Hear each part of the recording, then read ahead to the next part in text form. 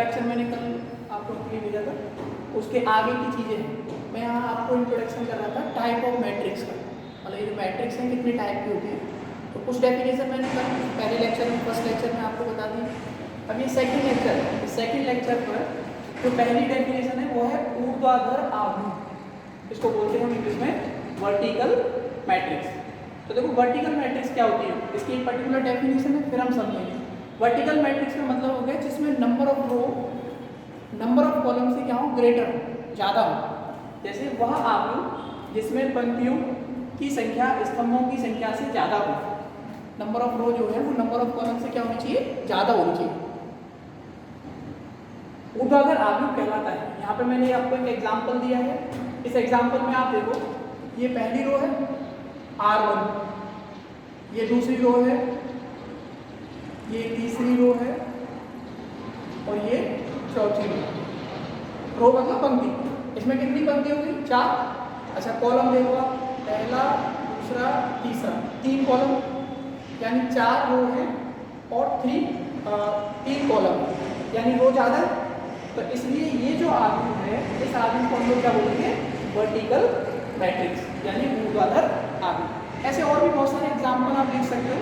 जैसे मैं यहाँ पर और भी एक एग्जाम्पल लिखूँ, फिर 1 2 3 4 5 6 7 8 9 10 11 12।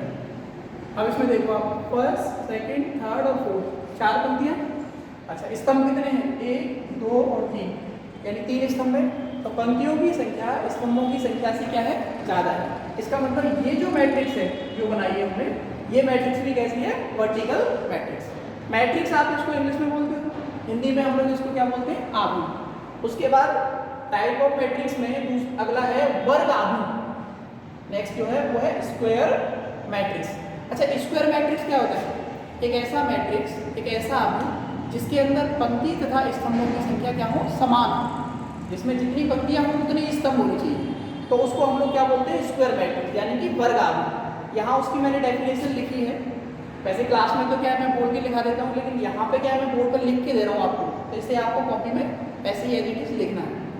वह आव्यूह जिसमें पंक्तियों तथा स्तंभों की संख्या समान, इक्वल, बराबर, वर्ग आव्यूह कहलाता है। जैसे एग्जाम्पल है, इसमें देखो आप, ये पहली पंक्ति, ये दूसरी पंक्ति, ये पहला स्तंभ, ये दूसरा स्तंभ, यानी 2 रो है और 2 कॉलम है।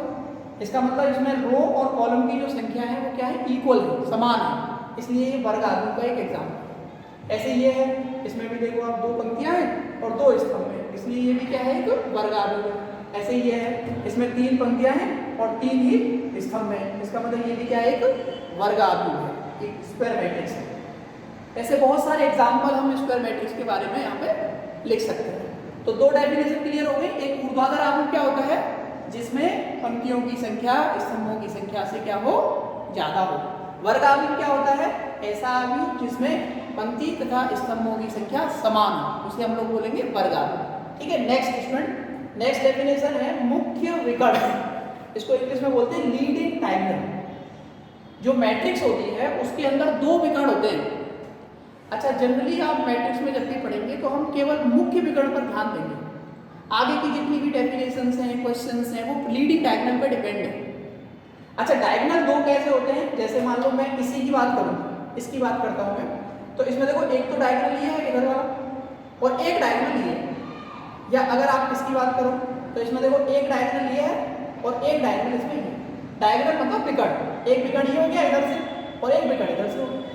अच्छा ऐसे ही मैंने यहाँ पे एग्जाम्पल से इसको समझाया है, इस डेफिनेशन को, कि अगर इस तरह का कोई स्क्वायर मैट्रिक्स है जिसमें 3x3 का है, 3 पंक्तियां हैं, 3 स्तंभ है इसमें, तो इसमें आप देखो ये जो डायगोनल है, एक डायगोनल ये वाला है इधर से देखें तो, और एक डायगोनल ये वाला।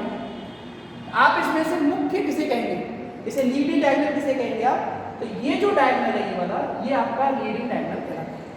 आगे जितनी भी डेफिनेशंस आप पढ़ते हो या कोई क्वेश्चंस करते हो या प्रॉब्लम्स में आप इसको देखते हो, तो केवल मुख्य विकर्ण के बारे में ज़्यादा चर्चा की जाती है, क्योंकि लीडिंग डायगोनल पर डिपेंड डेफिनेशंस हैं सब। अच्छा जो दूसरा वाला विकर्ण है इसका ज़्यादा कोई यहाँ पे चर्चा नहीं है, तो इसके बारे में कोई क्वेश्चंस भी नहीं आपको मिलेगा। आप जितने भी क्वेश्चंस बुक में देखोगे या एग्जाम को सॉल्व करोगे वो सब इसी पे बेस्ड होंगे। तो यहाँ मैंने आपको ये 3 डेफिनेशन बताई। इसके बाद कुछ और टाइप्स के मैट्रिक्स हैं, उनको भी मैं आपको क्लियर करता हूँ और उसके बाद फिर हम इसकी प्रॉब्लम्स एक्सरसाइज की सॉल्व करेंगे। मैं आपको केवल एक्सरसाइज की प्रॉब्लम सॉल्व कराऊंगा, है ना, जो भी एक्सरसाइज है हमारी उसकी प्रॉब्लम सॉल्व कराऊंगा और आप लोग जो एग्जाम्पल है बुक में उनको सॉल्व करेंगे क्योंकि वो ऑलरेडी सॉल्व है। एक्सरसाइज यहाँ सॉल्व करेंगे मेरे साथ और एग्जाम्पल को आप खुद सॉल्व करेंगे, ठीक है।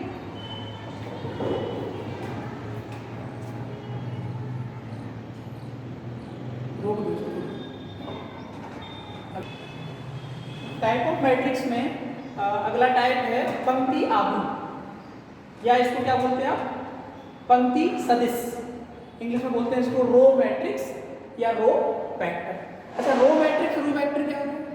एक ऐसा आव्यूह जिसमें केवल एक पंक्ति हो। पंक्ति कितनी होनी चाहिए? एक। स्तंभ कितने भी हो सकते हैं? 3 हो सकते हैं, 4 हो सकते हैं, 5 हो सकते हैं। तो ऐसे आव्यूह को हम लोग क्या बोलते हैं? पंक्ति आव्यूह। जैसे एग्जाम्पल है 4 3, इसमें देखो क्या है, एक रो है, एक ही पंक्ति, स्तंभ कितने हैं? 1 और 2, इसलिए ये आव्यूह कैसा है? पंक्ति आव्यूह। ऐसे ही ये वाला एग्जाम्पल देखो आप, इसमें एक ही पंक्ति है, स्तंभ कितने हैं? 1 2 3 4, यानी इस आव्यूह का जो क्रम है, order of the matrix is 1 cross 4। ऐसे बहुत सारे एग्जाम्पल आप यहाँ पे लिख सकते हो। तो आप ऐसी सभी मैट्रिक्स को जिसमें एक पंक्ति होगी, स्तंभों की संख्या चाहे कितनी भी हो, उन सबको हम लोग क्या बोलते हैं? रो मैट्रिक्स, ठीक है। रो मैट्रिक्स बोलेंगे या रो वेक्टर बोलेंगे, अगर हिंदी में बोलेंगे तो आप पंक्ति आव्यूह बोलेंगे, ठीक है स्टूडेंट। तो ये जो स्पेशली जो मैं आपको बता रहा हूँ, ये उन स्टूडेंट के लिए ज़्यादा इम्पोर्टेंट है जो 11th के बाद 12th में आए, जिन्हें ABCD नहीं पता मैट्रिक्स, ठीक है। जो जानते हैं पहले से उनके लिए इतनी ज़्यादा इसमें दिक्कत नहीं है, तो सब जानते हैं डेफिनेशन क्या है। नेक्स्ट डेफिनेशन है स्तंभ आव्यूह, या आप इसको क्या बोलेंगे? स्तंभ सदिश, कॉलम मैट्रिक्स या कॉलम वेक्टर। अच्छा, इसमें क्या होगा? एक ऐसा आव्यूह जिसके अंदर केवल एक कॉलम हो। स्तंभ कितने होने चाहिए? एक, और पंक्तियां कितनी भी हो सकती है, उसको हम लोग क्या बोलते हैं? स्तंभ आव्यूह। तो इसकी डेफिनेशन मैंने यहाँ लिखी है, वह आव्यूह जिसमें केवल एक स्तंभ हो, ठीक है, उसको हम लोग क्या बोलते हैं? स्तंभ आव्यूह। जैसे ये मैंने आपके सामने लिखा है 6 7, इसमें देखो एक ही कॉलम है। अच्छा, इसमें रो कितनी है? 1 और 2, 2 पंक्तियां हैं, लेकिन ये क्या कहलाएगा आपका? स्तंभ आव्यूह। ऐसे ये है, इसमें देखो एक ही स्तंभ है, पंक्तियां कितनी है? 1 2 3, ऑर्डर क्या हुआ? 3 क्रॉस 1, तो ये आपका क्या कहलाएगा? Column matrix. यानी रो मैट्रिक्स तो होती है जिसमें केवल एक रो होती है, और कॉलम मैट्रिक्स होती है जिसमें केवल एक कॉलम। रो मैट्रिक्स को आप रो वेक्टर बोल सकते हो, कॉलम मैट्रिक्स को आप कॉलम वेक्टर भी बोल सकते हो, ठीक है। नेक्स्ट एक और है शून्य या रिक्त आव्यूह, इसको इंग्लिश में बोलते हैं जीरो और नल मैट्रिक्स। ये नल मैट्रिक्स क्या है?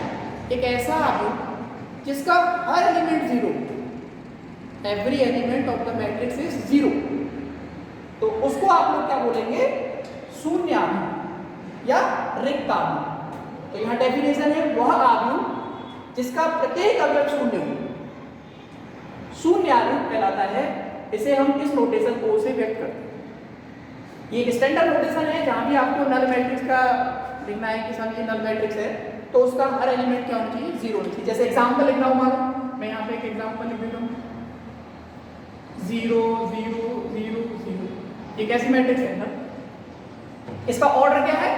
2 क्रॉस 2, इसमें एलिमेंट कितने हैं? 2 का 2 में गुणा करोगे 4 एलिमेंट। तो ऐसी सभी मैट्रिक्स जिसके प्रत्येक एलिमेंट अगर शून्य है, तो उसको हम लोग क्या बोलते हैं? शून्य आव्यूह बोलते हैं। तो यहाँ मैंने आपको 3 डेफिनेशन बताई, 3 अभी मैंने पहले आपको बताई, 3 ये बताई। तो इन तीनों डेफिनेशन में पहली है रो मैट्रिक्स, दूसरी है कॉलम मैट्रिक्स और तीसरी है null matrix. Row matrix means जिसके अंदर केवल एक रो हो, कॉलम मैट्रिक्स मीन्स जिसमें केवल एक कॉलम हो, और नल मैट्रिक्स मीन्स जिसका हर एलिमेंट क्या हो? शून्य, ठीक है। नेक्स्ट और भी है कुछ टाइप, वो लिखाता हूँ आपको। नेक्स्ट टाइप है इकाई या तत्समक आव्यूह, इसको बोलते हैं यूनिट, और या इसको बोलेंगे आइडेंटिटी मैट्रिक्स। वैसे आइडेंटिटी मैट्रिक्स जनरली हम इसको यूज करते हैं वर्ड। वह वर्ग आव्यूह जिसमें मुख्य विकर्ण के सभी अवयव क्या होने चाहिए, 1 इकाई तथा अन्य शून्य इकाई आव्यूह तक। एक ऐसी स्क्वायर मैट्रिक्स, अभी मैंने आपको बताया था स्क्वायर मैट्रिक्स क्या होता है, वर्ग आव्यूह, बाकी सभी प्लेस पे क्या है 0। तो ऐसे ही आइडेंटिटी मैट्रिक्स आप और भी बना सकते हो। I3 की जगह पर I4 बना सकते हो। I4 में क्या होगा, 4 पंक्तियां हो जाएंगी, 4 स्तंभ हो जाएंगे। तो ऐसे सभी वर्ग आव्यूह जिनके प्रिंसिपल डायगोनल पर या लीडिंग डायगोनल पर 1 1 हो और रिमेनिंग प्लेसेस पर क्या हो 0, वो हमारा क्या कहलाता है, आइडेंटिटी मैट्रिक्स कहलाता है। उसको हम लोग बोलते हैं हिंदी में तत्समक आव्यूह। ठीक है, नेक्स्ट टाइप विकर्ण आव्यूह, इसको बोलते हैं डायगोनल मैट्रिक्स। अच्छा, डायगोनल मैट्रिक्स क्या होता है कि एक ऐसा आव्यूह जिसके प्रिंसिपल डायगोनल पर तो एलिमेंट हो, चाहे वो 1 1 हो चाहे कोई और हो, और बाकी रिमेनिंग प्लेसेस पर क्या हो 0 हो, तो उसको हम लोग क्या बोलेंगे, विकर्ण आव्यूह। वह वर्ग आव्यूह जिसमें मुख्य विकर्ण के अवयवों को छोड़कर शेष सभी अवयव शून्य हो, केवल लीडिंग डायगोनल को छोड़कर बाकी रिमेनिंग प्लेसेस पर क्या हो 0 हो, तो उसको आप लोग क्या बोलोगे, डायगोनल मैट्रिक्स यानी विकर्ण आव्यूह। जैसे एग्जांपल मैंने यहाँ दिया, इसमें देखो ये प्रिंसिपल डायगोनल, प्रिंसिपल डायगोनल पर क्या है 3 और 4, बाकी प्लेस पे 0 है, ऑर्डर इसका क्या है 2 क्रॉस क्रम 0। तो ये जो आव्यूह है, ये आव्यूह आपका क्या कहलाएगा, विकर्ण आव्यूह कहलाएगा। ऐसे ही है, अब देखो ये क्या है, तत्समक आव्यूह भी है। अभी मैंने आपको बताया ये तत्समक आव्यूह है क्योंकि इसके मुख्य विकर्ण पर प्रत्येक अवयव क्या है 1 है। ठीक है, और इस तत्समक आव्यूह को आप लोग क्या बोल सकते हो, विकर्ण आव्यूह भी बोल सकते हो। यानी कोई भी तत्समक आव्यूह विकर्ण आव्यूह भी हो, क्योंकि मुख्य विकर्ण पर चाहे एलिमेंट समान हो चाहे अलग अलग एलिमेंट हो, और बाकी बचे हुए स्थानों पर अगर 0 है तो हम उस आव्यूह को क्या बोलते हैं, विकर्ण आव्यूह यानी कि डायगोनल मैट्रिक्स। ठीक है, ये 2 टाइप हो गए। नेक्स्ट और टाइप में आपको लिखा था, नेक्स्ट टाइप है अदिश आव्यूह यानी स्केलर मैट्रिक्स। वह वर्ग आव्यूह जिसमें मुख्य विकर्ण के सभी अवयव बराबर हों तथा अन्य सभी अवयव शून्य हो, अदिश आव्यूह कहलाता है। स्केलर मैट्रिक्स इसे कहेंगे आप, जो प्रिंसिपल जो लीडिंग डायगोनल है या प्रिंसिपल डायगोनल है, उस लीडिंग डायगोनल पर आने वाला प्रत्येक एलिमेंट क्या होना चाहिए, एक सा होना चाहिए। जैसे यहाँ देखो आप, यहाँ लीडिंग डायगोनल पर 3 आ रहा है, यहाँ 3 3 3, इस पूरे लीडिंग डायगोनल पर क्या है, मुख्य विकर्ण पर 5 है, बाकी सब 0 है। तो ये दोनों जो आव्यूह हैं ये कैसे हैं, अदिश है। अच्छा, अगर यहाँ 5 के स्थान पर 1 आ जाता 1 1 1, तो ये क्या बन जाता, तत्समक आव्यूह बन जाता, आइडेंटिटी मैट्रिक्स बन जाता।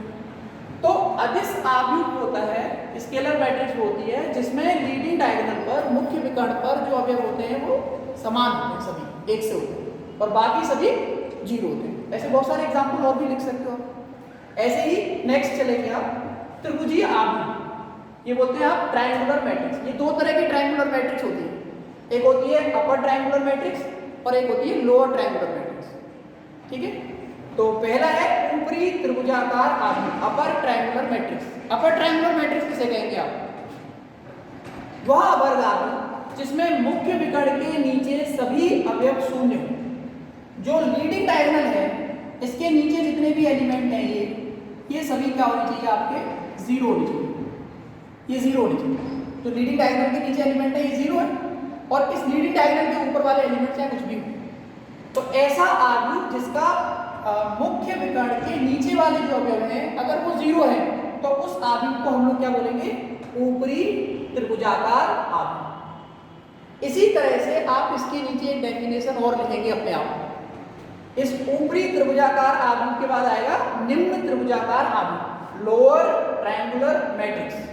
ठीक है, अब लोअर ट्रायंगुलर मैट्रिक्स में केवल क्या चेंज होगा कि जो लीडिंग डायगोनल है अगर उसके नीचे सभी 0 हैं तो ये क्या कहलाएगा, ऊपरी, और अगर इस लीडिंग डायगोनल के ऊपर सभी अवयव 0 हैं तो वो क्या कहलाएगा, निम्न। अगर निम्न का यहाँ एग्जाम्पल अगर देना हो आपको तो ऐसे लिखा जाएगा, इसके नीचे आ जाएगा ये आपका 3 0 0 4 5 0 6 7 अब आप देखो ये लीडिंग डायगोनल है, इस लीडिंग डायगोनल के ऊपर वाले जो एलिमेंट है, इसके ऊपर वाले वो सभी क्या है, जीरो। तो अगर मुख्य विकर्ण के ऊपर वाले एलिमेंट जीरो हैं तो वो क्या कहलाएगा, यहाँ पे ऊपरी के स्थान पर केवल क्या करना है, निम्न करना, हो जाएगा निम्न त्रिभुजाकार आर्क। और अगर आपका नीचे वाले सभी जीरो है तो वो क्या हो जाएगा, ऊपरी त्रिभुजाकार आर्क। तो ये दो टाइप की त्रिभुजाकार आर्क होते हैं, ट्रायंगुलर मैट्रिक्स होती है। इन दूसरी टाइप की जो डेफिनेशन है उसको आप अपने आप लिखेंगे, केवल क्या चेंज करना है उसमें, मान यहाँ लिखना है ऊपरी त्रिभुजाकार आर्क की जगह पर ऊपरी के प्लेस पर क्या करना है, निम्न। यहाँ हो जाएगा लोअर ट्रायंगुलर मैट्रिक्स। वह वर्ग आव्यूह जिसमें मुख्य विकर्ण के नीचे की जगह पर हो जाएगा ऊपर, सभी अवयव क्या हो, शून्य हो, ऊपरी की जगह पर हो जाएगा निम्न त्रिभुजाकार आव्यूह कहलाता है। ठीक है, ये दोनों टाइप हो गए। अब इसके बाद यहाँ डेफिनेशंस पूरी हो गई आपकी, आपने मैट्रिक्स क्या होता है उसकी डेफिनेशन पढ़ ली। ठीक है, मैट्रिक्स कितने टाइप की होती है उसके बारे में मैंने आपको बता दिया, वर्ग आव्यूह क्या होता है उसके बारे में बता दिया, मुख्य विकर्ण क्या होता है उसके बारे में बता दिया, और मैंने आपको ये बता दिया कि किसी आव्यूह की कोटि हम कैसे पता करते हैं, पंक्तियों की संख्या गुणा स्तंभों की संख्या, आप क्या लिखते हो उसकी आव्यूह की कोटि। ये बहुत महत्वपूर्ण चीजें हैं।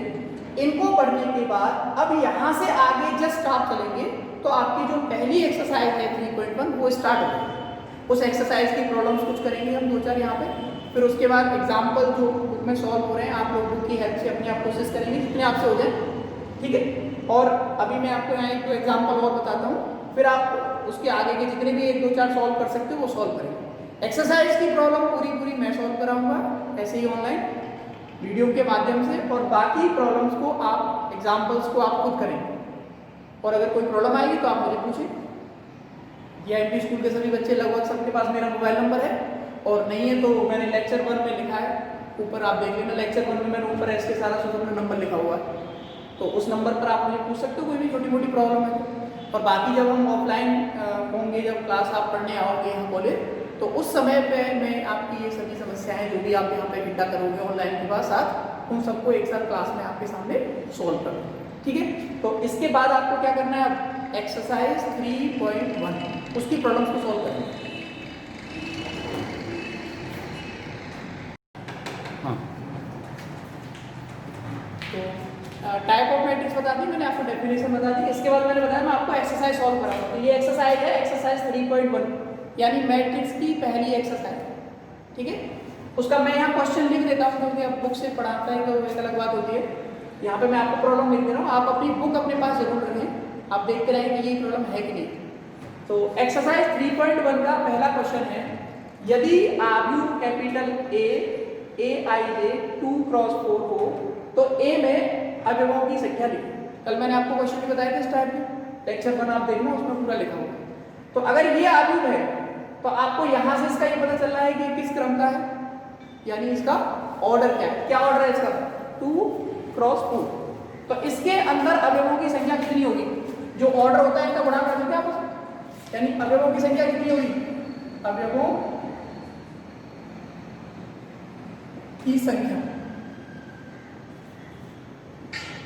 इन दोनों का मल्टीप्लाई कर दो, 2x4 यानी हो गई 8। यानी इस आव्यूह में कितने अवयव होंगे, 8 अवयव होंगे। दूसरा क्वेश्चन है 4x4 का इकाई आव्यूह लिखिए। एक ऐसा आव्यूह लिखना है जिसका ऑर्डर क्या हो, 4x4, यानी उसके अंदर 16 अवयव होने चाहिए। ठीक है, 4x4 का मतलब हो गया 4 पंक्ति होनी चाहिए उसके अंदर, और 4 ही क्या होनी चाहिए, स्तंभ होने चाहिए। तो ऐसा एक आव्यूह आपको लिखना है, और वो क्या होना चाहिए, इकाई आव्यूह होना चाहिए, वर्ग आव्यूह। इकाई आव्यूह की जो डेफिनेशन होती है उसके लिए क्या होना चाहिए, वो वर्ग आव्यूह होना चाहिए। तो यहाँ वर्ग है 4x4 का है तो वर्ग आव्यूह है, क्योंकि पंक्तियों की संख्या और स्तंभों की संख्या समान है। और इकाई है तो क्या होना चाहिए, उसके मुख्य विकर्ण पर यानी लीडिंग डायगोनल पर 1 होना चाहिए, और बाकी सभी एलिमेंट क्या होना चाहिए, 0। तो आप यहाँ पर कैसे लिखेंगे, I4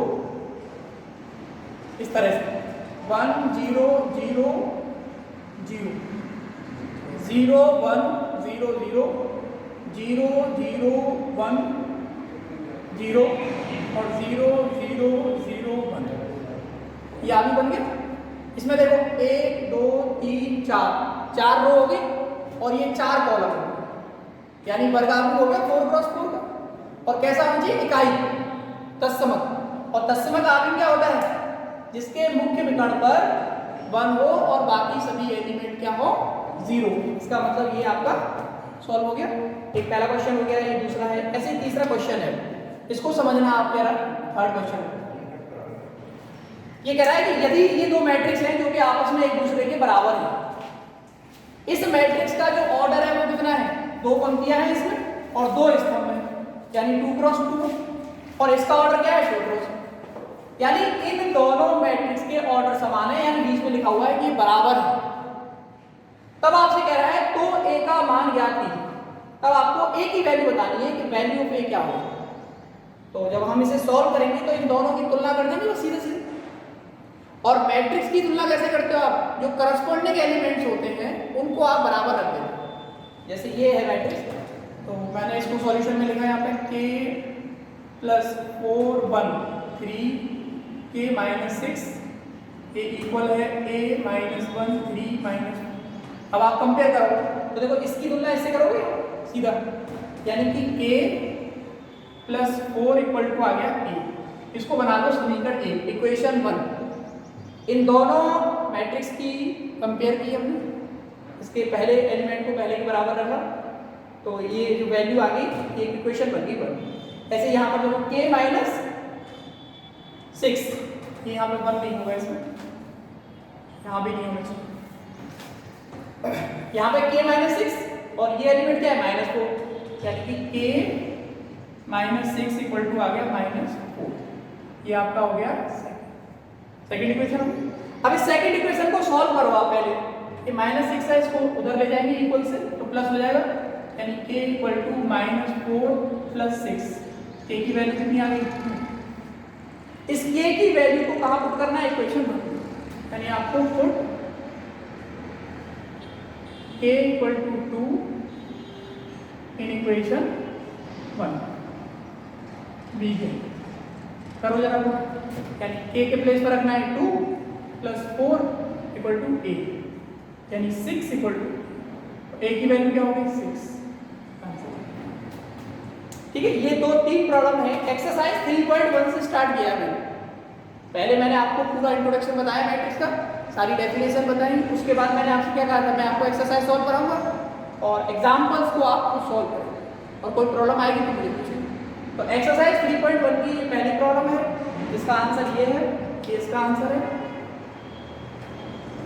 ये दूसरी प्रॉब्लम है, इसका आंसर ये है।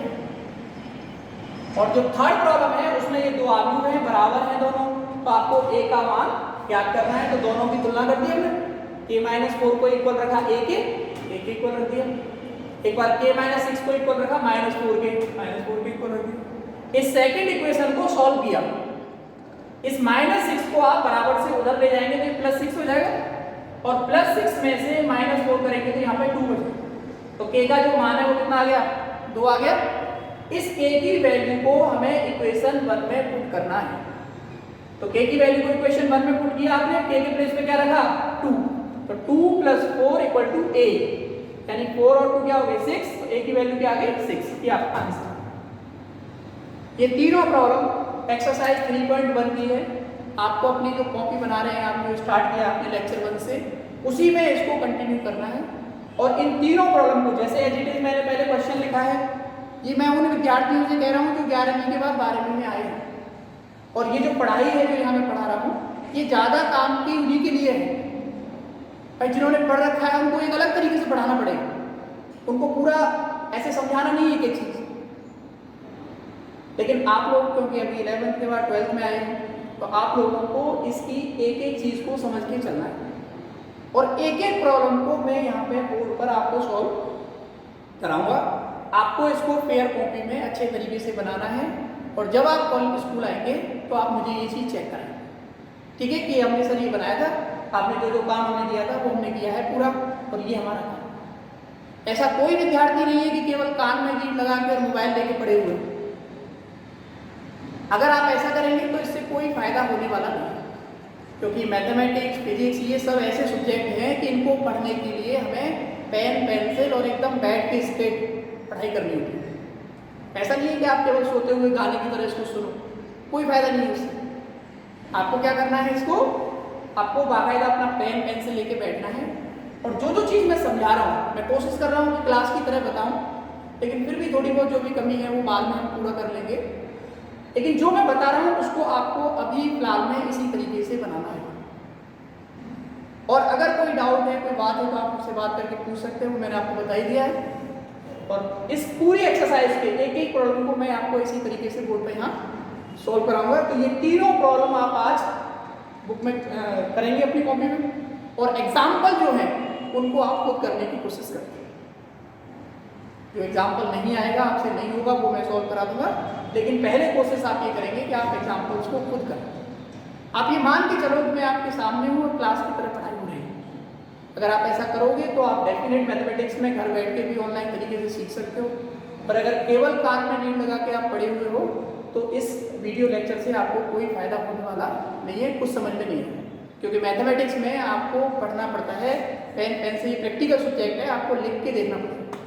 ठीक है, तो ये सभी डेफिनेशन को लर्न करना है और लिखना है कॉपी में, और इन तीनों क्वेश्चंस को आपको अपनी पेयर कॉपी में करना है। ठीक है।